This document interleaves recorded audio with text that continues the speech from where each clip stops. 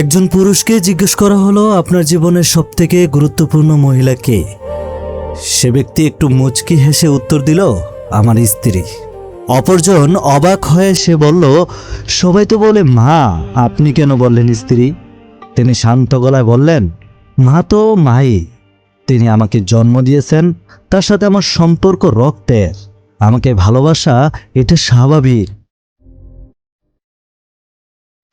কিন্তু আমার স্ত্রী, তার সাথে তো আমার কোনো জন্মগত সম্পর্ক ছিল না, তবুও সে আমার ভালোবাসার টানে নিজের পরিবার, চেনা পরিবেশ আর সব সুখ বিলাস ছেড়ে আমার এই অভাবের সংসারে আমার পাশে হাসি মুখে দাঁড়িয়েছে।